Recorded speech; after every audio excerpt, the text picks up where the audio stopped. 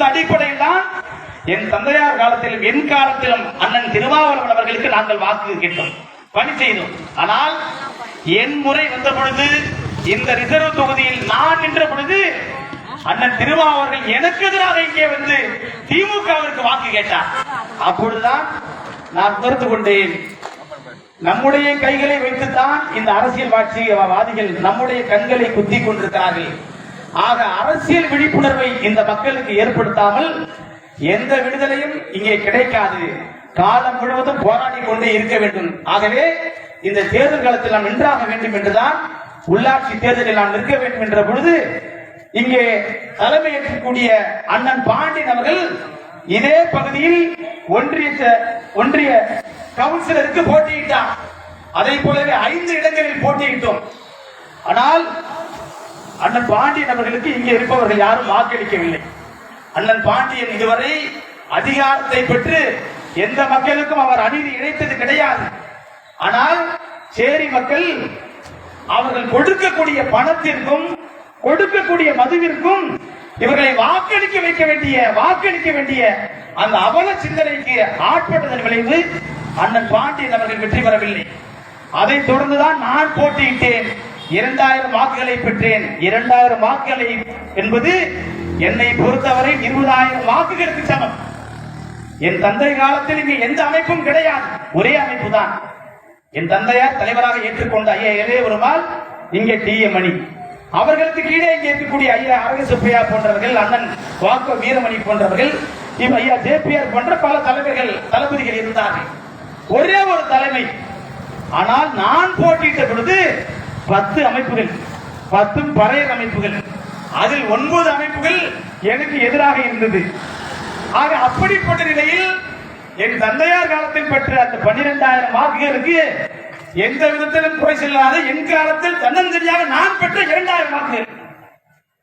ஆக 1 ரூபாய் கூட கொடுக்காமல் தினம் 20 கிலோமீட்டர் நடந்து ஒவ்வொரு ஊராக சென்று வாக்களியுங்கள் என்று கேட்ட பொழுதெல்லாம் இங்கே இந்த கடை வீதியில் தஞ்சை மாவட்டத்தில் மிகவும் வீராப்போடு துண்டை தோளில் போட்டு நடந்து கொண்டிருக்கக்கூடிய எவரும் எங்களுடைய இந்த முயற்சிக்கு துணை நிற்கவில்லை.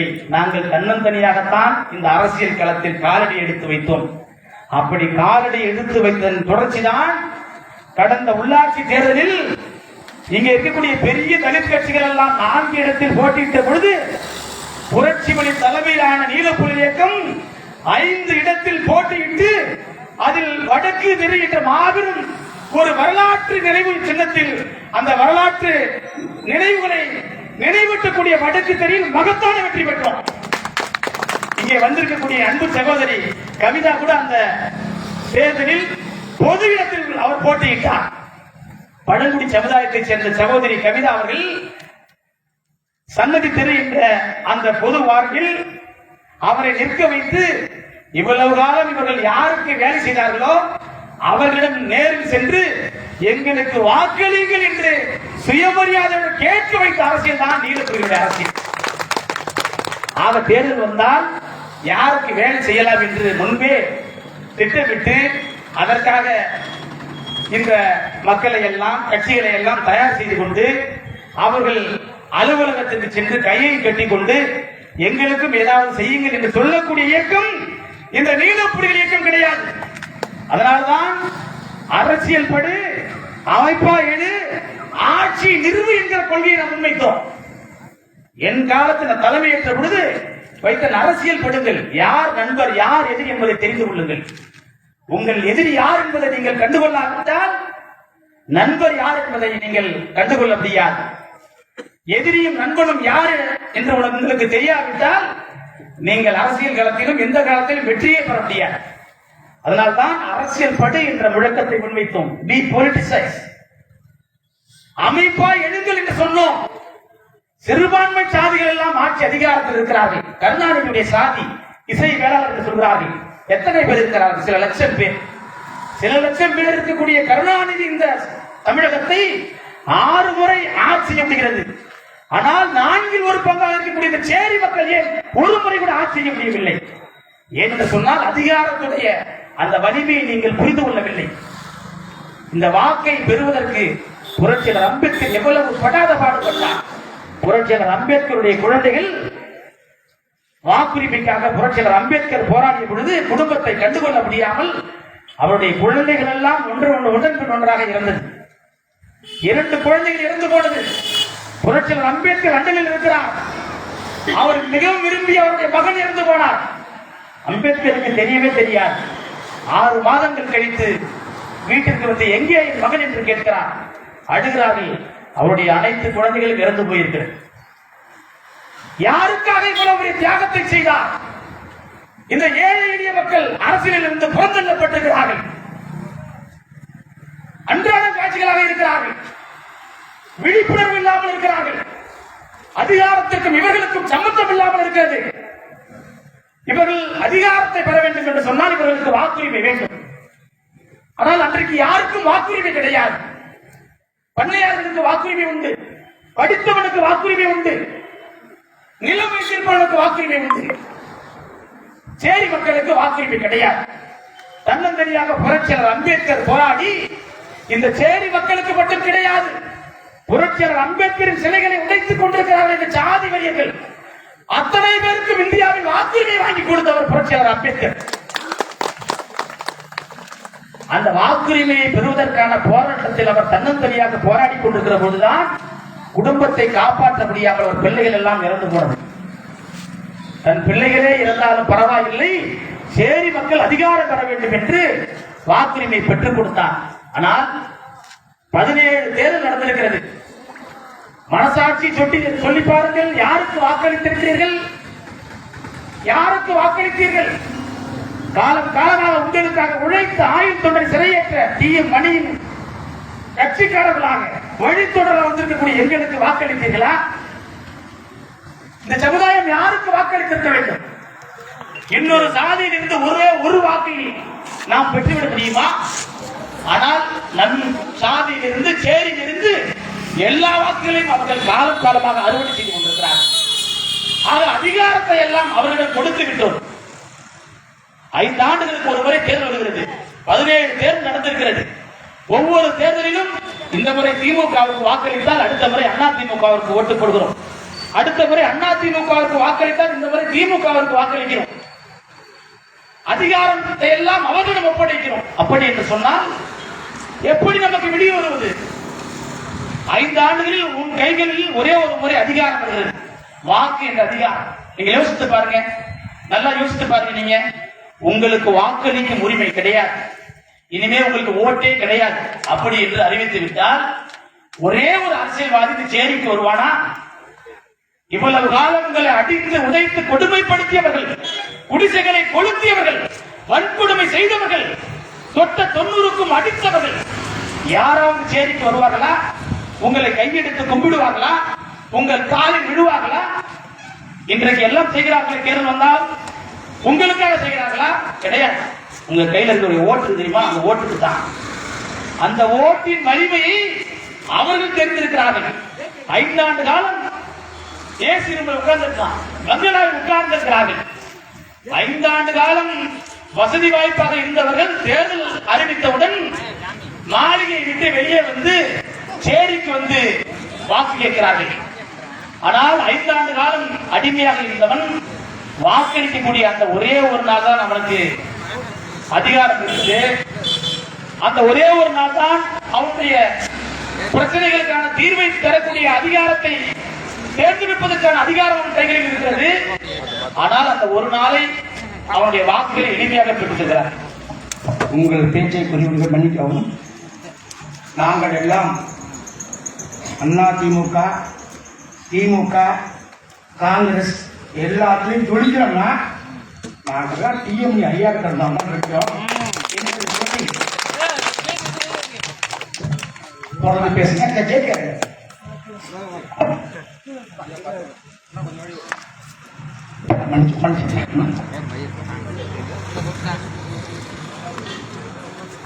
நல்லா பேசுனீங்க, எல்லாத்தையும் கேட்டுக்கிட்டு இருந்தேன். என்னைக்குடைய வரலாறையும் டி.எம். வரலாறையும் தெரிஞ்சவங்க நீங்க மட்டும்தான். சரியா பேசுறீங்க.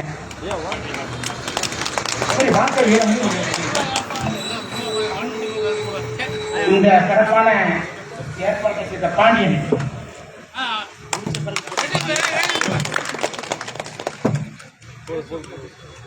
ஐயா வாப்ப வீரன் அந்த எழுப்பி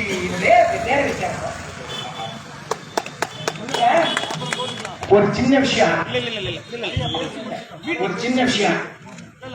இத மாதிரி இந்த மீட்டிங் நடக்கணும் தான் ஒரு எழுச்சி ஏற்படுது. இதான் விஷயமா தவிர நான் அண்ணா திமுக ஒன்றிய செயலாளர், ஆனா அண்ணன் கூட எனக்கு ஓட்டு கேட்கல, யாருக்கும் ஓட்டு கேட்டாங்க, அது வேற விஷயம். ஆனா இந்த சமூகத்தை தூக்கி நிறுத்துவதற்கு ஈமணி ஐயாவோடு நாங்கள் இருந்தனால்தான் எனக்கு இந்த உதவியாளர் பதவி கிடைச்சது என்பதை சொல்லி புரட்சி தலைவர் அம்மா அவர்களுக்கும் என்னுடைய வைத்திருக்கும் அண்ணன் அவர்களுக்கும் நன்றியை சொல்லி சிறப்பாக செயல்படுத்தல்.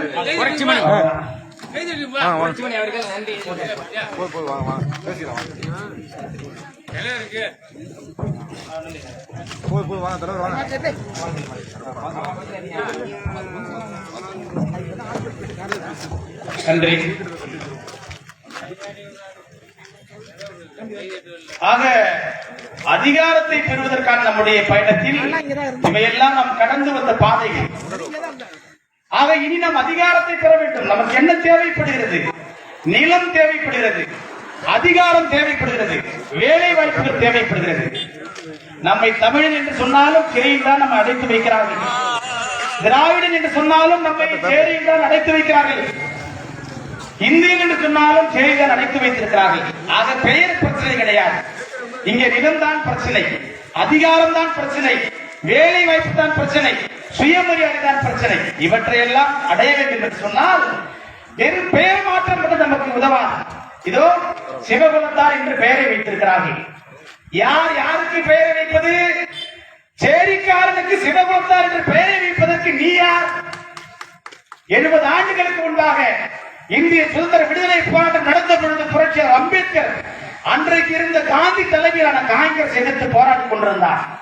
அப்பொழுது காந்தி சொன்னார், இந்த சேரி மக்களை பார்த்து, எஸ்சி எஸ்டி மக்களை பார்த்து ஹரிஜன் என்று சொன்னார்.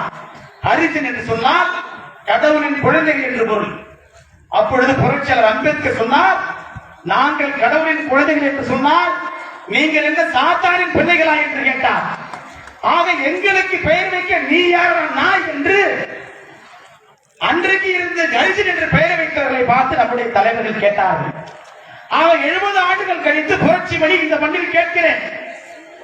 இந்து மதத்திற்கு எந்த விதத்திலும் சம்பந்தம் இல்லாமல், இந்து மதத்திற்கு எல்லளவும் தொடர்பில்லாத இந்த சேரி மக்களை அழைத்து சிவகுலத்தார் என்று பெயர் வைப்பதற்கு நீ யார்? நாயே நீ யார்?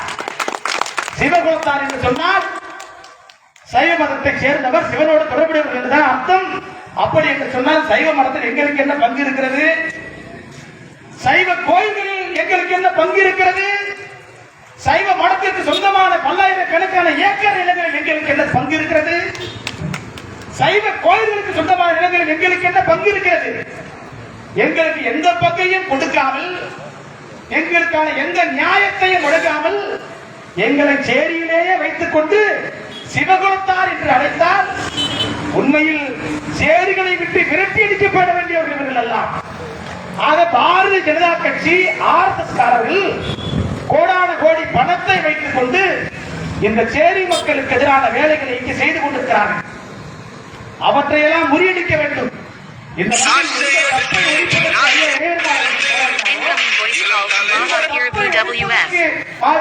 மணி அவர்கள்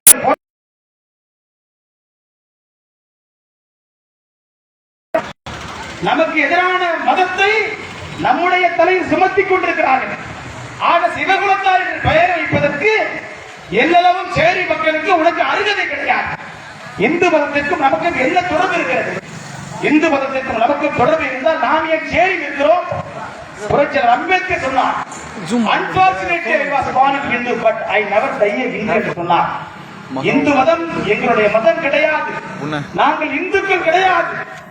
இந்தியாவில் இருக்கக்கூடிய தேசிய இனத்தில் நாங்கள் தனித்த கூறு என்று புரட்சியாளர் அம்பேத்கர் 1932 சட்டமேசை மாநாட்டில் தாத்தா இரட்டைமலை சீனிவாசன் அவர்களோடு சேர்ந்து பகிரங்கமாக முழங்கினார்.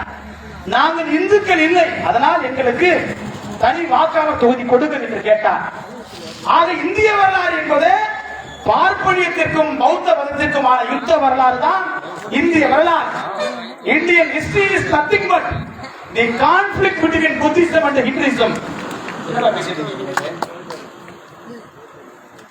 ஆக இந்திய வரலாறு என்பது இந்துத்துவத்திற்கும் பார்ப்பனத்துக்கான ஒரு யுத்த வரலாக இருக்கிற பொழுது எந்த இந்துத்துவத்தை இந்த சேரி மக்கள் எதிர்க்க வேண்டுமோ, எந்த இந்து மதத்தால் இந்த சேரி மக்கள் தீண்டாமை கொடுமைக்கு உள்ளாக்கப்பட்டு தனி சுடுகாடு, தனி கோயில், தனி வாழிடம் என்று அவர்கள் ஒடுக்கப்பட்டார்களோ, எந்த இந்து மதத்தால் எந்த சாதி இந்துக்களால் காலம் காலமாக இவர்கள் அடித்து உதைத்து படுகொலை செய்யப்பட்டார்களோ, அந்த இந்து மதத்தின் பெயரால் அவர்களை சிவகுலத்தார் என்று உள்ளிருக்கும் அரசியல் அல்லவா இந்த அரசியல். மிக மிகவும் படுபாதகமான அரசியல். சேரி மக்களுடைய உரிமைகளை குழிதோண்டி புதைக்கக்கூடிய அரசியல். புரட்சியாளர் அம்பேத்கருக்கு எதிரான அரசியல், ஐயா இளையருமாள் அவர்களுக்கு எதிரான அரசியல், மாவீரன் டி.எம். மணி அவர்கள் வீழ்த்த நினைத்த அரசியல். இந்த அரசியல் தான், இந்த அரசியலுக்கு ஆட்பட்டுதான் இங்கே இருக்கக்கூடிய கைகூலிகள் எல்லாம் அந்த RSS ஏஜென்ட்களுக்கு, அந்த RSS காரர்களுக்கு எடுபடி வேலை செய்து கொண்டிருக்கிறார்கள். குழிதோண்டி புதைப்பதைத்தான் அது நோக்கமாக கொண்டிருக்க வேண்டும். இந்து மதத்தை விட்டு இந்த மக்கள் வெளியேற வேண்டும் என்று பகிரங்கமாக அறிவிக்க வேண்டும். அவன் தான் அம்பேத்கர் அமைப்பு. ஆனால் இந்த மானம் கெட்ட கைகூலி கும்பல் அம்பேத்கரின் பெயரால் ஊருக்கு ஊர் கோயில் கட்டி கொண்டிருக்கிறார்கள். ஏன் ஊருக்கு ஊருக்கு கோயில் கட்டி கொடுத்து கொண்டிருக்கிறீர்கள்? ஏன் வீடு கட்டி கொடுக்க வேண்டியதுதானே? வீடு கட்டி கொடுப்பதற்கு வக்கில்லாத ஏன் கோயில் கட்டி கொடுக்கிறார்? மானம் கெட்டவனே, தலைமுறை தலைமுறையாக இந்துக்களுக்கு நாங்கள் உழைத்திருக்கிறோமே, உழைக்கிறோம் என்று சொன்னால் எங்களுக்கு நிலம் தர வேண்டியதுதானே, எங்களுக்கு வீடு தர வேண்டியதுதானே, வேலை வாய்ப்பு தர வேண்டியதுதானே. ஆனால் எங்கள் முன்னேற்றத்திற்கு தேவையான எதையும் கொடுப்பது கிடையாது. ஆனால் எங்களை முடக்குவதற்கு கோயிலை மட்டும் நீங்கள் கட்டி கொடுக்கிறீர்கள் என்று சொன்னால் அதை படிக்காத பாமரன் அந்த திட்டத்திற்கு பலியாகலாம், விழிப்புணர்வு இல்லாதவன் பலியாகலாம். ஆனால் நீல புலிகள் இயக்கத்தை சேர்ந்தவன், இன்னும் சொல்ல போனால் நீல புலிகள் இயக்கம் என்ற இயக்கத்தை பயன்படுத்திக் கொண்ட பெயரையும் சொல்வதற்கு தகுதி இல்லை உனக்கு. எவ்வளவு மானக்கேடான அரசியல்! ஏழை எளிய மக்களுக்கு போராடுகிற அமைப்புகள் எவ்வளவு பாழாய் பட்டுக் கொண்டிருக்கிறது. ஒரு டாடா ஏசி அழைத்துக் கொண்டு மக்களை இந்த கூட்டத்திற்கு வர முடியாது.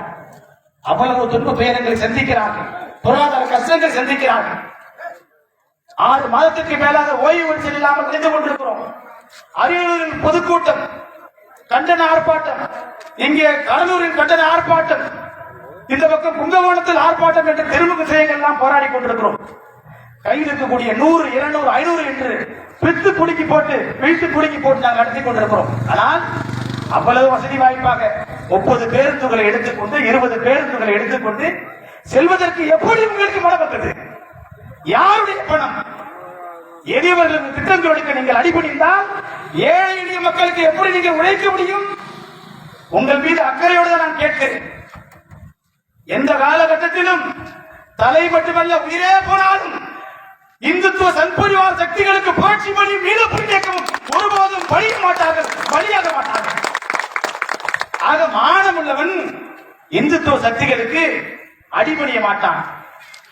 இந்துத்துவ சக்திகளுக்கு அடிபணிபவன், அவர்களுக்கு அல்லக்கைகளாக இருப்பவன் ஒருபோதும் மானம் உள்ளவனாக இருக்க மாட்டான். அதுதான் உண்மை. ஆக 2000 ஆண்டுகளாக நம்மை ஒடுக்கியவர்கள் இந்த இந்துக்கள், இந்த இந்துத்துவ சக்திகள், பார்ப்பனர்கள், பார்ப்பன பணியாட்கள். நன்றாக யோசித்து பாருங்கள். நீங்கள் ஒரு இஸ்லாமியராக பிறந்திருந்தால் உங்களுக்கு சேரி ஒதுக்கப்பட்டிருக்குமா? நீங்கள் ஒரு இஸ்லாமியராக இருந்தால் உங்களுக்கு சேரி ஒதுக்கப்பட்டிருக்குமா?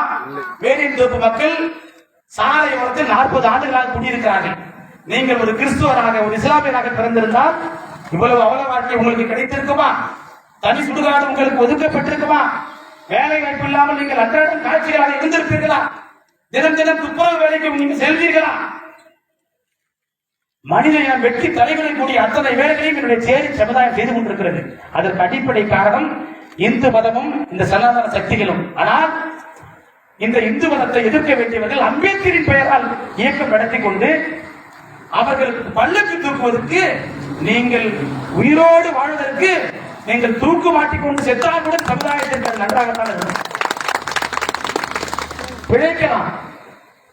பிழைக்கலாம், பிச்சை எடுக்கலாம். ஆனால் மக்களை காட்டி கொடுத்து கால் நிற்க கூடாது இந்துத்துவாதிகளுக்கு. இது மிக கேவலமான.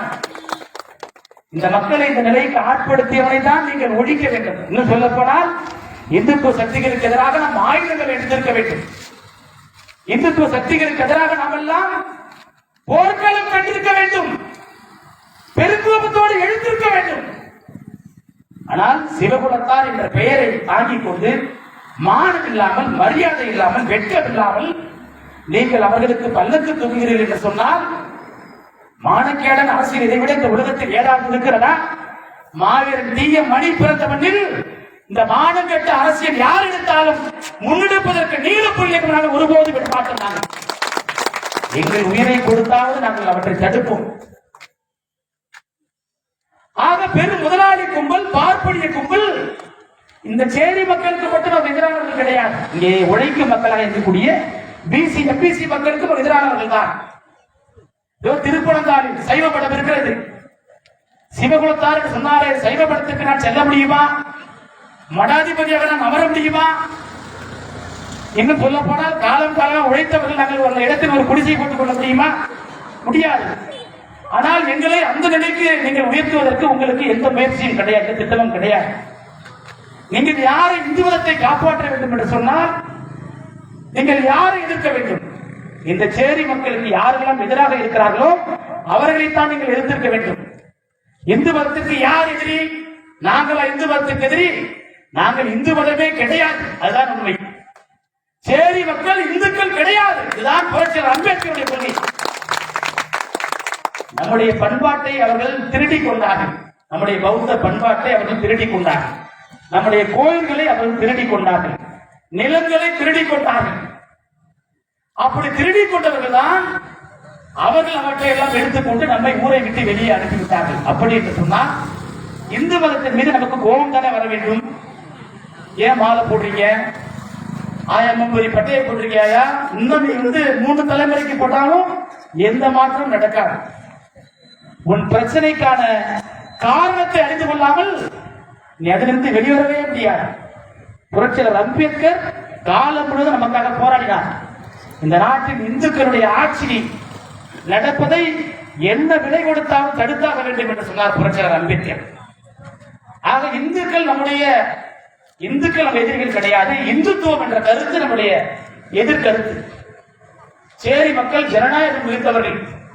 சேரி மக்கள் சாதி பார்ப்பது கிடையாது. ஒரு பிச்சைக்காரன் வந்தால் கூட, ஒரு கலை கூட்டாளி வந்தால் கூட, ஒரு 3 நாட்கள் கலை நிகழ்ச்சியை நடத்துகிற அந்த ரெக்கார்டர்ஸ் நடத்துகிற அவன் வந்தால் கூட சேரி மக்கள் தான் அவர்களுக்கு ஆதரிக்கிறார்கள், உணவளிக்கிறார்கள், அவர்களை அனுசரிக்கிறார்கள். அவன் அக்ரகாரத்திற்கு சென்றால் ஒருவேளை உணவு கூட கிடைக்காது அவனுக்கு. அடுத்த சாதி பிரிவுக்கு வந்தால் அவர்கள் அங்கீகரிப்பதே கிடையாது, இடம் கொடுப்பது கிடையாது. ஆனால் சேரி மக்கள் இடம் கொடுப்பார்கள், துணிமணி கொடுப்பார்கள், அரிசி கொடுப்பார்கள், உணவு கொடுப்பார்கள், ஆட்டம் பாட்டங்களை கண்டு ரசிப்பார்கள். அவர்கள் போகிற பொழுது கண்ணீர் விட்டு சில பேர் அழுவார்கள்.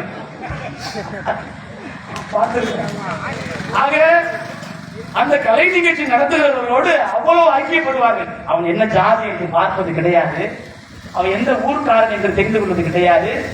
ஏனென்றால் சாதியை மறுத்தவர்கள் தான் சேரியில் வாழ்கிறார்கள். சேரிக்காரன் என்றும் சாதி போட்டுக் கொள்வது கிடையாது. தம்பி இங்கே ஆனந்தராஜ் இருக்கிறார். ஒருவேளை அவர் படையாட்சியாக இருந்தால் ஆனந்தராஜ் வன்னியர் என்று போட்டுக் கொள்வார், ஆனந்தராஜ் செட்டியார் என்று போட்டுக் கொள்வார், ஆனந்தார் முக்குலத்தோர் என்று போட்டுக் கொள்வார், ஆனந்தராஜ் வீரவன்னியர் என்று போட்டுக் கொள்வார், ஆனந்தராஜ் பிள்ளை என்று போட்டுக் கொள்வார், ஆனந்தராஜ் ஐயர் என்று போட்டுக் கொள்வார். ஏனென்றால் சேரி தவிர எந்த தெருவிற்கு சென்றாலும் அவன் சாதி ரீதியாக சிந்திக்கக்கூடியவன். ஆனால் சேரிக்காரன் ஒருபொழுதும் ஆனந்தராஜ் பறையர் என்று போட்டுக் கொள்ள மாட்டான், ஆனந்தராஜ் பல்லன் என்று போட்டுக் கொள்ள மாட்டான், ஆனந்தராஜ் அருந்ததி என்று போட்டுக் கொள்ள மாட்டான். என்று சொன்னால் மனிதர்களை பாகுபடுத்தக்கூடிய, மேல் கீழ் என்று பிரிக்கக்கூடிய இந்த சாதி அமைப்பிற்கு எதிரானவர்கள் தான் இந்த சேரி மக்கள். சேரி மண் என்பது ஒரு ஜனநாயக மண். இங்கே எல்லாருக்கும் இடம் உண்டு. ஆனால் அடுத்த சாதிக்கு சென்றால் அவன் சாதிக்கு மட்டும்தான் இடம் உண்டு. யார் ஊரை விட்டு ஓடி வந்தாலும் சேரிக்காரன் அவனுக்கு இடம் கொடுத்து விடுவான். அவனுக்கு ஊடு இருக்கிறதோ இல்லையோ, வீட்டுக்கு போற வந்தவர்களுக்கு ஒரு அடைக்கலம் கொடுத்து விடுவான், அவனை காப்பாற்றுவான், எதிரிலிருந்து அவர்களுக்கு பாதுகாப்பு அளிப்பான். இந்த வீட்டை தெரிந்துவிட்டால் அடுத்த வீட்டுக்கு அனுப்பி விடுவான். ஆனால் அடுத்த வீட்டுக்கு போனால் காதலித்தது தன் மகளை இருந்தாலும் கூட அவர்களை ஆணவ கொலை செய்வார்கள். அடுத்த சாதிக்காரர்கள் அவர்களை வெற்றி படுகொலை செய்வார்கள். சொந்த மகளை அண்ணன் செய்வான், தங்கையை அக்கா செய்வார். ஆக சாதி பார்க்கிற சமூகம், சாதி பார்க்காத சமூகம், இதுதான் இந்தியா. ஊர் சேரி. இன்றைய எல்லா அரசியல் கட்சிகளையும் பாருங்கள். அது திமுக, அண்ணா திமுக, காங்கிரஸ், கம்யூனிஸ்ட், நீங்க நாம் தமிழர், எல்லா கட்சிகளும் எங்கிருந்து உருவாகிறது? எல்லாம் ஊர் தேர்விலிருந்து உருவாகிறது. எல்லா அரசியல் கட்சிகளும், பாரதிய ஜனதா கட்சி, காங்கிரஸ், திமுக, அதிமுக, இருக்கக்கூடிய எல்லா அரசியல் கட்சிகளும் ஊரிலிருந்து உருவாகிறது. சேரியிலிருந்து எந்த கட்சி உருவாகுது? நீலப்புலி இயக்கம் உருவாகிறது, விடுதலை சிறுத்தைகள் உருவாகிறது. இப்படி உருவாகிற இந்த சேரி கட்சிகளுக்கு நீங்கள் வாக்களிப்பது கிடையாது. அதனால் விடுதலை சிறுத்தைகள் போன்ற கட்சிகள் ஊர்தேர்தல் ஓட்டுக்க வாக்குகளை நம்பி அவர்களோடு கூட்டணி வைத்துக் கொள்கிறார்கள். ஆனால் சேரி மக்கள் எண்ணிக்கையில் பெரும்பான்மை மக்கள். என்றைக்கு உணராவிட்டாலும் என்றைக்காவது சேரி மக்கள் நாடாள வேண்டும் என்று தொடர்ச்சியாக தேர்தல் களத்தில் தன்னந்தனியாக நின்று கொண்டிருக்கிறார்கள். ஆக நாங்கள் மீண்டும் நாங்கள் இந்த அதிகார மட்டத்தில் நின்று கொண்டிருப்பதற்கு காரணம், அதிகாரம் என்பது அது யாரோ கொடுத்து நமக்கு கிடைப்பது கிடையாது. நாம் வாக்களித்தால் நமக்கு கிடைப்பது. வானத்திலிருந்து குறிப்பவர் சட்டமன்ற உறுப்பினர் கிடையாது. நாமெல்லாம் வாக்களித்தால் அவர் சட்டமன்ற உறுப்பினர், நாமெல்லாம் வாக்களித்தால் அவர்கள் பாராளுமன்ற உறுப்பினர். ஆனால் நம்முடைய வாக்குகளை நாம் நமக்காக செலுத்துவதில்லை. அதனால் தான் இவ்வளவு காலம் நம்முடைய பிரச்சனை தீர்க்கப்படாமல் இருக்கிறது. ஆக இந்து மதத்தை விட்டு இவர்கள் இன்னொரு இடத்தில் வாழ்வதற்கு அடிப்படை காரணம், இவர்கள் இந்துக்கள் கிடையாது. ஆனால் இவர்களுடைய எந்த பிரச்சனையும் தீர்க்காமல் இவர்களுக்கு சிவகுலத்தார் என்று பெயரிட்டு இவர்கள் வசிக்கக்கூடிய பகுதிகளில் எல்லாம் கோயிலை கட்டிக் கொண்டிருக்கிறார்கள். ஏன் கோயிலை கட்டுவதற்கு பதில் பள்ளிக்கூடங்களை கட்ட வேண்டியதுதானே? ஏன் கோயிலை கட்டுவதற்கு பதில் நீங்கள் தொழிற்கூடங்களை கட்டுவதுதானே? ஆக அவற்றையெல்லாம் உங்களிடத்தில் நீங்கள் கட்டிக் கொண்டீர்கள். எங்களை நீங்கள் அடிமைப்படுத்துவதற்கு கோயில் என்பது ஒரு பிரதானமான கருவி. அதுதான் அடிப்படை காரணம். இருப்பதற்கு இடம் கிடையாது, ஒன்றுவதற்கு குச்சி குடிசை கிடையாது. ஆனால் இந்த சேரியில் இருக்கக்கூடிய மானம் கட்ட சில பொறுக்கிகள் கோயிலிடம் மடத்திடம் சென்று மன்றியிட்டு எங்களுக்கு கோயில் கட்டி கொடுங்க என்று கேட்கிறார்கள். மடத்தை கோயிலை எதிர்த்து எனக்கு நிலம் தருகிறாயா இல்லையா என்று போர்க்குரல் எழுப்ப வேண்டியது சேரி சமுதாயம். போர்க்குரல் எழுப்பாமல் கையை கட்டிக்கொண்டு, ஐயா எங்கள் வீட்டில் எங்கள் ஊரில் நாங்கள் 50 குடும்பங்கள் இருக்கிறோம், 100 குடும்பங்கள் இருக்கிறோம், எங்களுக்கு ஒரு கோயில் கட்டி கொடுங்க என்றால் குளிந்து நின்று கும்பரம் போடுறாங்க மானம் கட்டவர்கள். அவன் தான் ஊருக்கெல்லாம் நாட்டாமையா இருக்கிறான். அவன் தான் ஊர்ல முக்கிய ஓடுகள் சங்கலா இருக்கிறான். அப்ப ஊரில் நாமெல்லாம் யார் நாட்டாமை, யார் தங்கலாறு, யார் விவரமானவர் என்று நினைக்கிறோம அந்த புறப்போக்குகள் எல்லாம் இந்த மடத்திடமும் கோயிலிடமும் கைகட்டி நின்று எப்படியாவது ஊருக்கு ஒரு கோயிலை கட்டிவிட வேண்டும் என்று தன்னுடைய இந்த கோயிலுக்கு மட்டுமல்ல பாராளுமன்றத்துக்கு உள்ளேயே செல்ல முடியும். ஆக பாராளுமன்றத்துக்கு சென்றால் தான் நம்முடைய பிரச்சனை தீரும். கோயிலுக்கு உள்ளே சென்றால் அடிமையாகத்தான் நேரிடும். பாருங்க, திருப்பனந்தாள் பெரிய கோயில், தஞ்சாவூர் பெரிய கோயிலை விட ஒரு பெரிய கோயில் கட்டிடுவீங்க. நீங்கள் எல்லாம் கோயிலுக்கு போயிட்டீங்கன்னா எல்லா பிரச்சனையும் தீர்ந்துருமா? நீங்கள் எல்லாம் சட்டமன்றத்திற்கு சென்றால், நீங்கள் எல்லாம் பாராளுமன்றத்திற்கு சென்றால், நீங்கள் எல்லாம் இந்த நாட்டின் ஆட்சியாளராக மாறினால் உங்களுடைய பிரச்சனை தீரும். கோயிலுக்கு போய் கும்பிட்டா எத்தனை தடவை நீங்க மாலை போட்டாலும், எத்தனை தடவை நீங்க எத்தனை படிகள் உருட்டாலும் எதுவும் நடக்காது. 11 மாதங்கள் குடிப்பான், பெண்களை அடிப்பான், வேலைக்கு செல்ல மாட்டான், மானக்கேடான வாழ்க்கையை வாழ்வான், பிள்ளைகளை படிக்க வைக்க மாட்டான், நல்ல உடை எடுத்து கொடுக்க மாட்டான், நாகரிகமான பண்புகளை கற்றுக் கொடுக்க மாட்டான்.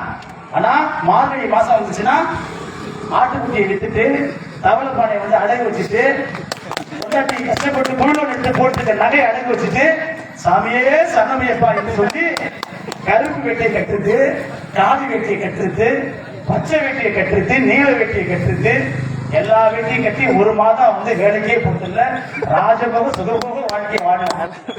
இந்த சுகபோகத்தை நமக்கே ஒரு மாசத்துக்கு தருதுன்னா இந்து மதம் தலைமுறையாக காலமாக பார்ப்பவர்களுக்கு தருகிறது இந்த இந்து மதம். அப்படி என்று சொன்னால் அந்த மதத்தை காப்பாற்றுவதற்கு தான் உனக்கு சிவகுலத்தார் என்ற பெயரை வைக்கிறான். ஆக இந்த மானம் கெட்ட இந்த சடங்கு சம்பிரதாயங்களை நாம் கைவிட வேண்டும். எத்தனை தலைமுறைக்கு நாம் கோயிலின் வாசல்படி எற்றியால் தேய்த்தாலும் எந்த மாற்றமும் எங்களும் வராது. நீ சிந்திக்க வேண்டும், உழைக்க வேண்டும், உனக்காக நீ வாக்களிக்க வேண்டும். எலெக்ஷன் வந்துச்சுன்னா பாருங்க, 5 ஆண்டுகளில் எல்லா 4 ஆண்டுகள் 11 மாதங்கள் 29 நாட்கள் அவனுக்காக நாம உழைக்கணும். எந்த பிரச்சனை இருந்தாலும் நம்ம ஓடி நிற்கணும். அந்த ஒரு நாள் வாக்களிக்க நாள் இருக்குல்ல, அன்னைக்கு போனோம்னு வச்சுங்க, நம்ம டீல் பண்ற விதம் தெரியுமா? மேய்க்கு வர வேண்டியதுல நாங்களாம் பேசி வச்சுட்டோம், எல்லாம் பேசி வச்சுட்டோம். நம்ம குடும்பத்துல 40 ஓட்டு இருக்கு, அந்த தெருவை கூட்டி பேசியாச்சு, வர வேண்டியது இல்லம்மா. நம்மளை அனுப்பிட்டு அப்படியே அடுத்து திமுக காரங்க தான் அப்படியே அதே தான் சொல்லுவான், அந்த அதிமுக காரங்க இருந்தாலும் அதே தான் சொல்லுவான். அவன் கொடுக்கக்கூடிய 200 ரூபாய்க்கு ஒரே ஒரு நாள் உன்னுடைய ஒட்டுமொத்த அதிகாரத்தையும் அவனுக்கு கொடுத்துடுற.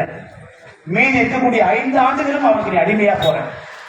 ஆக நேர்மையானவர்கள் அதிகாரத்திற்கு வர வேண்டும். அண்ணன் கோவில் செடியன் போன்றவர்கள் அதிகாரத்திற்கு வருவதால் எந்த புண்ணியமும் எல்லளவும் கிடையாது, எல்லளவும் கிடையாது. மாமன்னன் போன்ற படைகள் எல்லாம் அவருக்காகவே இருந்தார்கள். ஆனால் இன்னும் அண்ணன் கோவில் செடியன் திருந்தல, எல்லா காலையும் விழுந்துட்டார்கள். ஒரு சகோதரனா எனக்கு அது குத்துது. ஸ்டாலின் காலில் விழுவதே தவறு என்று சொல்கிறோம், ஆனால் ஸ்டாலின் மனைவி காலில் விழுகிறான். கருணாநிதியின் காலில் விழுவதே தவறு என்கிறோம், ஆனால் அவன் மகன் உதயநிதியின் காலில் விழுகிறான். ஆக உங்களுக்கு இந்த ரிசர்வ் தொகுதியை யார் உருவாக்கி கொடுத்தார்? கருணாநிதி உருவாக்கி கொடுத்தாரா? இந்த ரிசர்வ் தொகுதியை யார் உருவாக்கி கொடுத்தது? எம்ஜிஆர் உருவாக்கி கொடுத்தாரா? கருணாநிதி உருவாக்கி கொடுத்தாரா? காமராஜர் உருவாக்கி கொடுத்தாரா? யார் உருவாக்கி கொடுத்தது? நம்ம எல்லாம் மான உணர்ச்சி குறித்த மனிதராக்கிய மகத்தான தலைவன் புரட்சியாளர் அம்பேத்கர் வாங்கி கொடுத்தது. நீ வேற ஒரு ஜாதியா இருந்தா நீ இப்ப திமுக அவனுக்கு சீட்டு கொடுத்துருக்குமா? இந்த தொகுதியில நீ இருக்கிற என்று சொன்னால் நீ திமுக காரன் என்பதற்காக நிக்கல, நீ இந்த சாதியை சேர்ந்த என்பதற்காக புரட்சியாளர் அம்பேத்கர் நிற்பதற்கு ஒரு உரிமையை வாங்கி கொடுத்திருக்கிறார். அப்புறம் நீ யார் காலில் விழணும்? புரட்சியாளர் அம்பேத்கர் கால தான் விழணும். ஆக புரட்சியாளர் அம்பேத்கர் காலில் விழுந்து ஏற்றுக்கொள்வது கிடையாது. குறைந்தபட்சம் மக்களுக்கு நேர்மையாக இருக்கணும். எந்த மக்களுடைய பிரச்சனையை நீங்க தீர்ந்திருக்கீங்க? எந்த மக்களுக்கு வீட்டு மனை கிடையாது அல்லவா? எவ்வளவு போராட்டம் நடத்துகிறோம். வேலியின் தப்பு மக்களுக்கு வீட்டு மனை கிடையாது, போராட்டம் நடத்தி கொண்டிருக்கிறோம். வடக்கு ஆயுதவாளர்கள் மக்கள் வசிக்கக்கூடிய அந்த தெருவிற்கு அருகே தலைமுறையாக அவர்கள் மடத்திற்கு வேலை செய்தார்கள், கோயிலுக்கு வேலை செய்தார்கள். இந்த மானங்கெட்ட கோயில் நிர்வாகம், இந்த மானங்கெட்ட மடாதிபதி, இந்த மானங்கெட்ட தர்மபுரம் மாதினம் காலம் காலமாக உழைத்த அந்த மக்களுக்கு இடம் கொடுக்கவில்லை. மக்களுக்கு இடம் கிடையாது. ஆனால் மாடுகளுக்கு இடம் உண்டு என்று 600 மாடுகளை அங்கே கோசாலை என்ற பெயரில் கொண்டு வந்து அங்கே கட்டிடங்களை கட்டி கொண்டிருக்கிறார். அப்படி என்று சொன்னால் இங்கே சிவகுலத்தார் என்று எங்களை எல்லாம் அழைக்கிற அந்த ஆரம்ப சன்பரிவாரங்கள் யாரை எதிர்க்கணும்? நாங்கள் இந்துக்கள் என்று சொன்னால், நாங்கள் இந்துக்கள் என்று நீங்கள் வைத்துக் கொண்டால் எங்களுக்கு எதிராக இருப்பவர்களை நீங்கள் எதிர்க்க வேண்டும் அல்லவா? எங்களுக்கு எதிராக கோயில் இருக்கிறது, நீங்கள் கோயிலை எதிர்க்க வேண்டும். கோயிலை எதிர்க்கிறீர்களா? மடாதிபதிகளுக்கு எதிராக இருக்கிறார்கள், எதிர்க்கிறீர்களா? அவர்கள் தானே இந்து மதத்திற்கு எதிராக இருக்கிறார்கள். இந்து மதத்தின் மக்கள் தொகையில் நாங்கள் எத்தனை சதவீதம் இருக்கிறோம்? ஏறத்தாழ 40% மேலாக இருக்கிறோம். 40% இந்துக்களை இந்த மடாதிபதி மானமுள்ள வகையில் நடத்துவது கிடையாது. அந்த மடாதிபதியை இங்கே இருக்கக்கூடிய ஸ்ரீதர் வெம்பு எதிர்க்க வேண்டும் அல்லவா? ஏன் ஸ்ரீதர் வெம்பு மடாதிபதியை எதிர்க்கவில்லை? 40% இந்துக்கள் குடியிருப்பதற்கு இடம் கிடையாது. ஆனால் 4 கால் இருக்கக்கூடிய மாடுகளுக்கு மட்டும் எப்படி இடம் தருகிறார் என்று ஸ்ரீதர் வெம்பு அந்த மடாதிபதி கேள்வி எழுப்பியிருக்க வேண்டும் அல்லவா? ஏன் கேள்வி எழுப்பவில்லை? எங்களை ஒடுக்குகிற அரசியல்வாதிகள் எதிர்க்கிறார்கள், கேள்வி எழுப்பியிருக்க வேண்டும் அல்லவா? ஏன் கேள்வி எழுப்பவில்லை? ஆக எங்களை ஒடுக்கிறவர்கள் எல்லாம் நீங்கள் அரவணைத்துக் கொண்டு, இன்னும் சொல்ல போனால் அவர்களை பலப்படுத்திக் கொண்டிருக்கிறீர்கள். நீல புலிகள் இயக்கம் என்று யார் சென்றாலும் அவர்களுக்கு ஒரு தொகை ஒதுக்கி விடுவார்கள். அதனால்தான் நாங்கள், நீங்க நினைக்கிற நீல புலிகள் இயக்கம் நாங்கள் இல்லை என்று அறிவித்திருக்கிறோம். ஆக மகத்தான தலைவன் டி.எம். மணியின் வழிவந்தவர்கள் நாங்கள். எந்த மடாதிபதிக்கும் அடிபணிய மாட்டோம், எந்த மாமன்னனுக்கும் அடிபணிய மாட்டோம், எந்த கோயிலுக்கும் அடிபணிய மாட்டோம், எந்த அரசியல்வாதிகளுக்கும் அடிபணிய மாட்டோம், எந்த இந்துத்துவ பார்ப்பனிய கும்பலுக்கும் நாங்கள் அடிபணிய மாட்டோம்.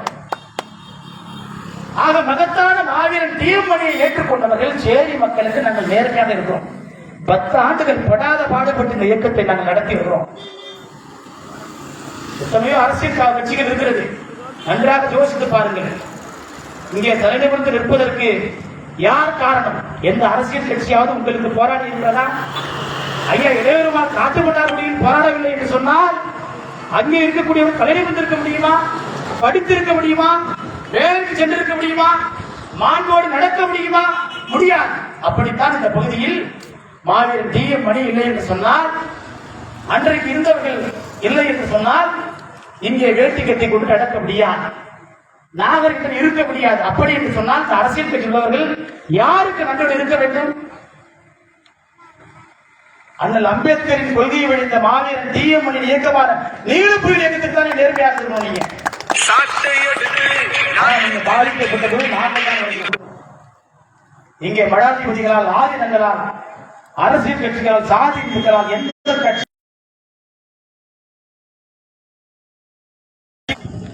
ஆக நாமெல்லாம் அதிகாரத்திற்கு செல்வதுதான் ஒரே வழி.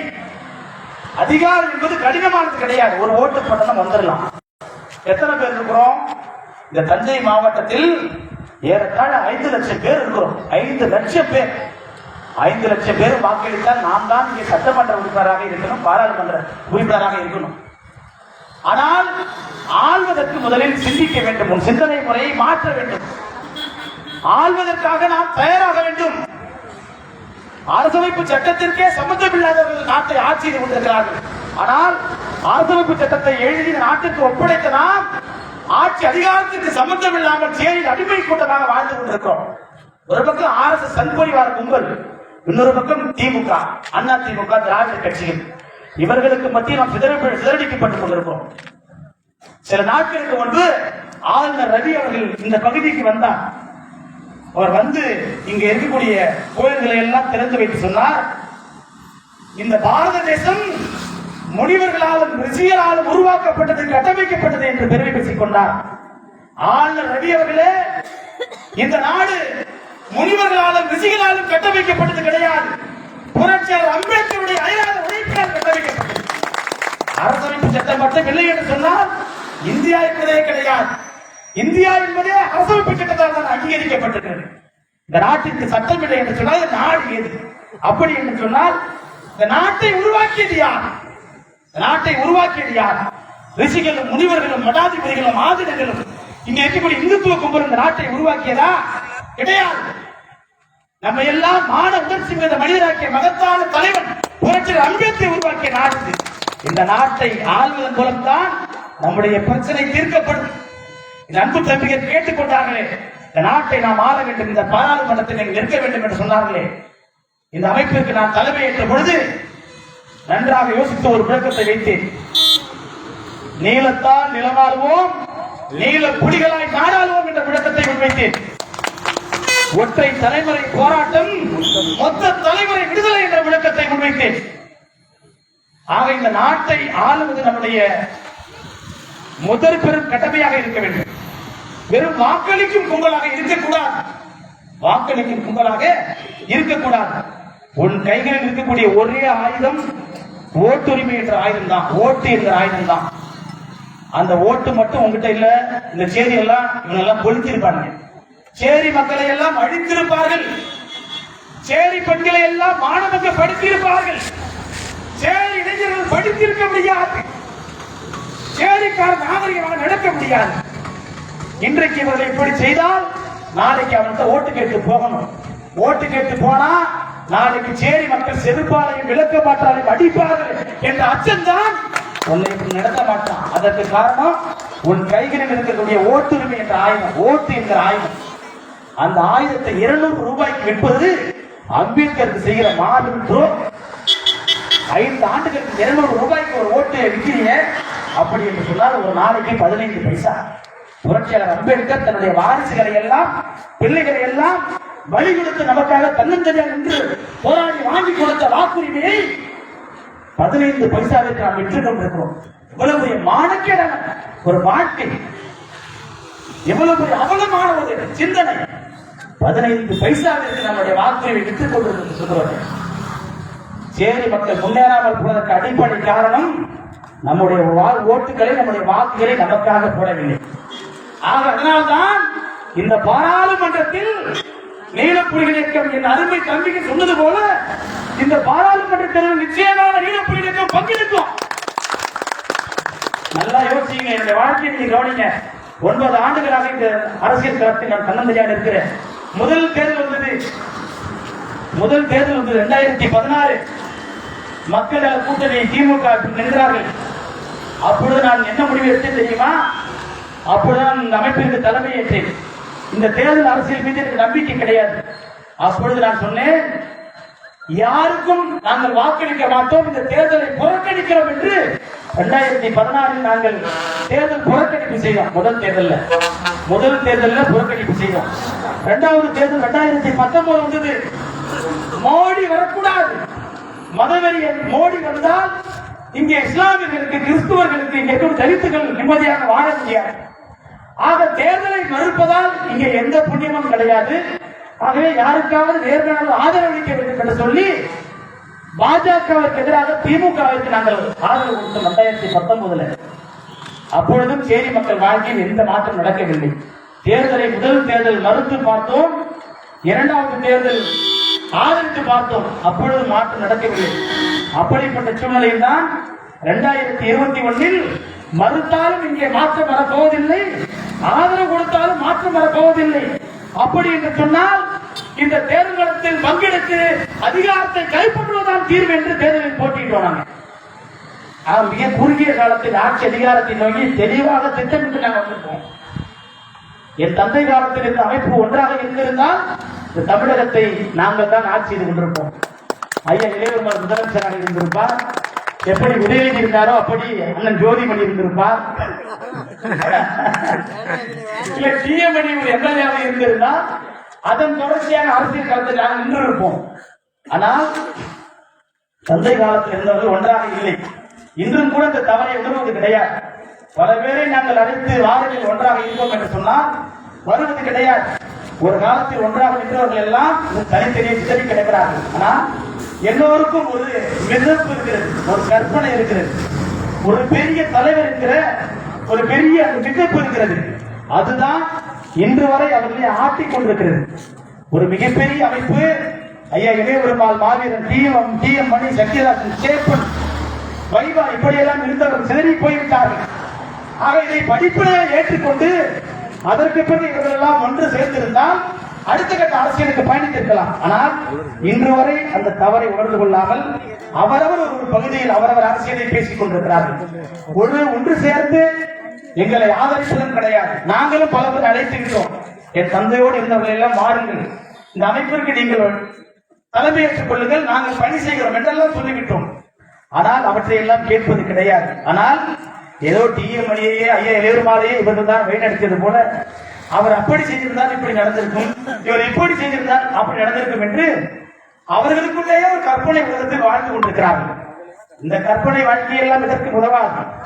ஒரு காலத்தில் நீங்கள் மட்டுமல்ல, இங்கே இருக்கக்கூடிய எல்லோரும் உழைத்தவர்கள் தான். இங்கே 40 வயதை கடந்த அத்தனை பேர் மீதும் வழக்கு இருக்கும் என்று மாவீரன் டிஎம் மணி சொல்லுவார். ஏனென்றால் அத்தனை பேரும் சாதி ஒழிப்பு போராட்டத்தில் தன்னை ஒப்படைத்துக் கொண்டவர்கள். ஆக அப்படிப்பட்ட பெரும் போராட்டத்தை பலவீனப்படுத்தி இன்று வரை அவர்கள் தனிமைப்பட்டுக் கொண்டிருக்கிறார்கள். இன்னும் சொல்ல போனால் இந்த அமைப்பு பலவீனமானதே படித்தவர்களால் தான். இந்த படித்தவர்களால் தான், இந்த படித்த கேடு கட்டவர்களால் தான் சொல்ல போனால் இந்த வழக்கறிஞர் கும்பலால் தான் இந்த இயக்கமே வீணாய் போனது. படிக்காத பாமர மக்கள் எல்லாம் இங்கே ஒன்றாக இருந்த பொழுது 12% வாக்களித்தார்கள். ஒன்றாக இருந்தார்கள். படித்தவர்கள் இந்த அமைப்பிற்கு தலைமையேற்றார்கள், வழக்கறிஞர்கள் இந்த அமைப்பிற்கு தலைமையேற்றார்கள். தன் சுயநலத்திற்கு இந்த அமைப்புகளை எல்லாம் துண்டாடினார்கள், தன் பிழைப்பிற்கு துண்டாடினார்கள். எந்த நோக்கத்திற்காக அமைப்பு உருவாக்கப்பட்டதோ அந்த நோக்கத்திற்கு எதிராக போய்விட்டார்கள். அது அப்படிப்பட்ட சூழ்நிலையில் தான் தன்னந்தனியாக நாம் இவ்வளவு தூரம் ஏறத்தாழ 20 மாவட்டங்களுக்கு மேலாக நாம் நடத்தி வருகிறோம். ஆக தனித்த அமைப்புகள் சிதறி கிடக்கக்கூடாது. இந்த இந்துத்துவ சங் பரிவார கும்பல்கள் நம்மை தொடர்ந்து சிதறடித்துக் கொண்டிருக்கிறது. பறையர்களை தனியாக பேச வைப்பது, பறையர்களின் பெருமையை பேச வைப்பது, பறையர்களை பல்லர்களுக்கு எதிராக நிறுத்துவது, பறையரை திமுகவுக்கு எதிராக நிறுத்துவது, பல்லர்களை இணைத்து நீங்க தேவேந்திர குல வேளாளர் என்று சொல்வது, பறையர்களுக்கு எதிராக நிறுத்துவது, அறிஞர்களை எதிர்த்து நீங்கள் ஆதி தமிழர் என்று சொல்வது, ஆக உழைக்கும் மக்களை இந்த இந்துத்துவ RSS சன்பரிவார கும்பல் தனித்தனியாக சிதறடித்து, தனித்தனியாக அவர்களுக்கு நீங்கள் இந்த வரலாற்றை பேசுங்கள், நீங்கள் அந்த வரலாற்றை பேசுங்கள் என்று ஒன்றாக இருந்த மக்களை இவர்கள் சிதறடித்து துண்டாடி நம்ம எல்லாம் சிதறடித்து விட்டார்கள். அதனால்தான் நாம் மீண்டும் மீண்டும் சொல்கிறோம், இங்க இருக்கக்கூடிய எல்லா எஸ்சி மக்களுக்கும் ஒரே பிரச்சனை தான். அனைத்து பட்டியல் சமூக அமைப்புகளும் ஒன்றாக வேண்டும். இங்க இருக்கக்கூடிய மடங்களுக்கு எதிராக, ஆதினங்களுக்கு எதிராக, இந்துத்துவ சன்பரிவார RSS சக்திகளுக்கு எதிராக, அரசியல் கட்சிகளுக்கு எதிராக நாமெல்லாம் ஓரி நின்றால்தான் இங்கே இருக்கக்கூடிய சேரி மக்களுடைய விடுதலை சாத்தியப்படும். ஆகிய அன்பார்ந்த உறவுகளே, இந்த காவல்துறை தொடர்ந்து இந்த நீல புயல் இயக்கம் கூட்டம் நடத்துவதற்கு தொடர்ந்து அனுமதி மறுத்து வருகிறது. இந்த கூட்டம் கூட அனுமதியை மீறித்தான் நாங்கள் நடத்தி கொண்டிருக்கிறோம். ஆக காவல்துறை எங்களுடைய எழுச்சியை, எங்கள் தலைவர்களுக்கான நீல வழக்க நிகழ்ச்சியை முடக்க நினைத்தால் காவல்துறை நாங்கள் முடக்கி விடுவோம். பகிரங்கமாக ஆயுதங்களை கொண்டு நாங்கள் என்ன வகுப்பு நடத்தி கொண்டிருக்கிறோமா? இந்துத்துவ சக்திகளால் நாங்கள் என்ன வெடிகுண்டு நிகழ்த்தி கொண்டிருக்கிறோமா? இந்த மண்ணுக்காக உழைத்தவர் ஐயா இளையவர்பால் அவர்கள், இந்த மண்ணுக்காக உழைத்தவர் டாக்டர் இரட்டைமலை சீனிவாசன் அவர்கள் இங்கே இந்துத்துவ சக்திகளுக்கு எதிராக திராவிட மாடல் ஆட்சி என்று திமுக மாற்றத்தை கொள்கிறது. அந்த ஆட்சி நடப்பதற்கு அடிப்படை காரணம் தந்தை பெரியார். ஆனால் இந்த நிகழ்ச்சி சட்டத்தை எழுதியது நாங்கள் தான், நீங்கள் கிடையாது. ஆக சட்டத்தை எங்களுக்கு நீங்க சொல்லி காட்டுகிறீர்களா? ஆக குடிகாரர்கள், இடிமுடிகள், காசுக்காக அலைபவர்கள் ஏதோ உணரி விட்டு செல்வது போல நான் செல்ல மாட்டோம். கோட்பாட்டு பயிற்சி பெற்றவர்கள், மாவீரன் டிஎம்னுடைய பாசல் என்று வந்தவர்கள், நாங்கள் எல்லாம் எதிர்த்து நிற்க வேண்டும் என்று முடிவெடுத்து விட்டால் காவல்துறை மட்டுமல்ல, எந்த ஆயுதம் வந்தால் எங்களை எதுவும் செய்ய முடியாது. ஆக இங்கே இருக்கக்கூடிய உளவுத்துறை அதிகாரிகள் ஒன்றை குறித்து வைத்துக் கொள்ளுங்கள். திருப்பனந்தாள் காவல் நிலையத்திற்கு ஒரு நல்ல ஆய்வாளரை நீங்கள் பணி நியமனம் செய்யுங்கள். ஒரு நல்ல ஆய்வாளரை பணி நியமனம் செய்யுங்கள். அங்கே ஒரு நல்லவர்கள் இருக்கிறார்கள். ஆனால் தொடர்ந்து எங்களை போன்ற அமைப்புகள் போராடுவதற்கு இவர்கள் பெரும் தடைகளை விதித்துக் கொண்டிருக்கிறார்கள். இந்த நாட்டின் ஆட்சியாளராக மாற வேண்டும் என்ற அரசு சட்டத்தின் வழி நாங்கள் ஒரு கோட்பாட்டுடன் பயணிக்கக்கூடிய எங்களை ஆயுதபாணிகளுக்கெல்லாம், அக்கிரமக்காரர்களுக்கெல்லாம் நீங்கள் அனுமதி கொடுத்துவிட்டு இங்கே வந்து எந்த வழியில் உதவி சென்றார்கள், அவர்களுக்கெல்லாம் நீங்கள் அனுமதி கொடுத்துவிட்டு எங்களுக்கு மட்டும் அனுமதி கொடுக்கிறீர்கள். அதனால நாங்கள் வந்து உங்களுக்கு எதிராக நிற்க வேண்டும் என்ற முடிவை எடுத்து விட்டால் நீங்கள் இந்த களத்தில் இருக்க முடியாது. பகிரங்கமாக எச்சரிக்கை. காவல்துறையை கண்டு அச்சப்படுபவர்கள் நாங்கள் கிடையாது. எங்க அமைப்பில் இருக்கக்கூடிய 100% வழக்குகளை சுமந்தவர்கள் தான்.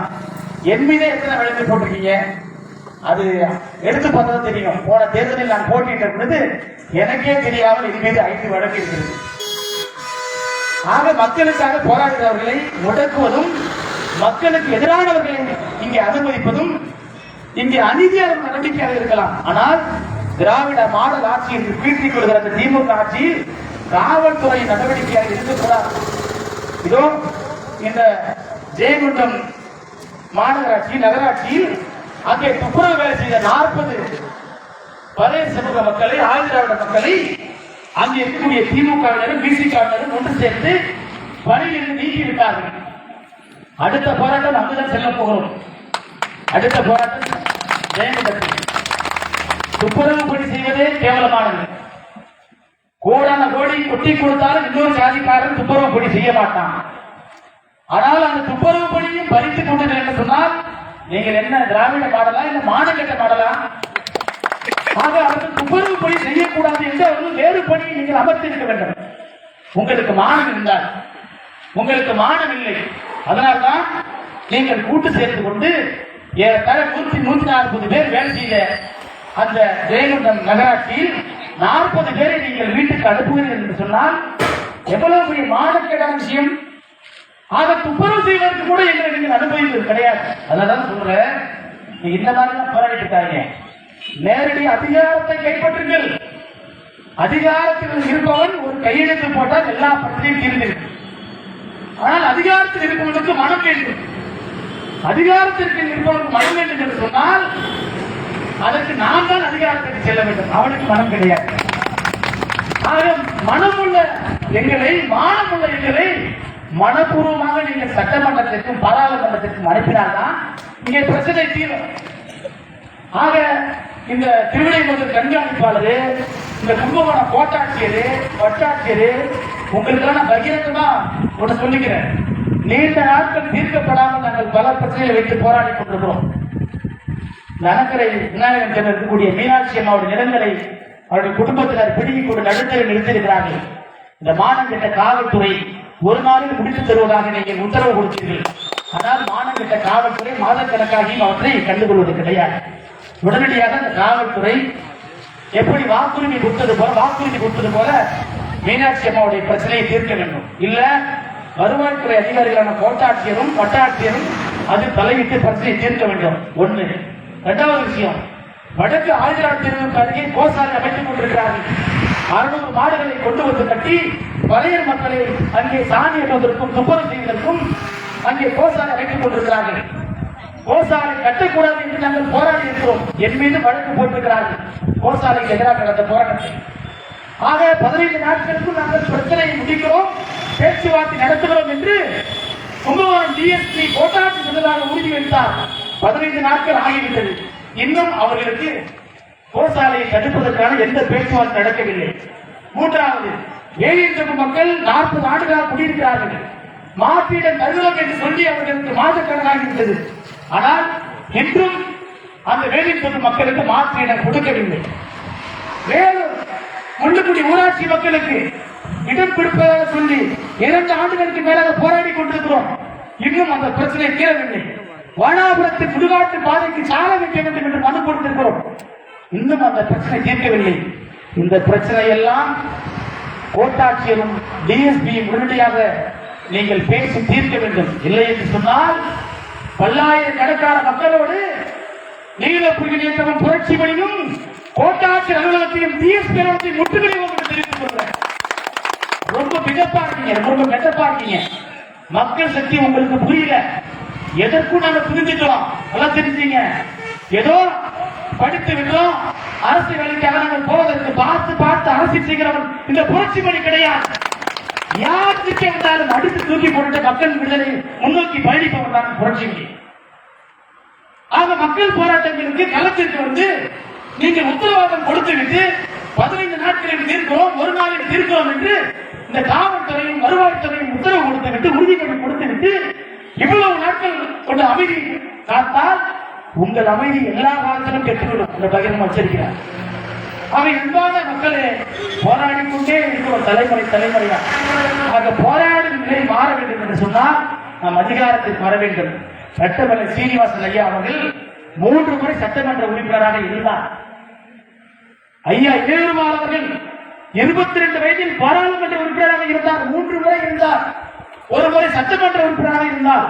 ஒரு அதிகாரத்தில் அவர் இருந்ததால் தான் இங்கே வன்கொடுமை தடுப்பு சட்டம் நமக்கு கிடைத்தது.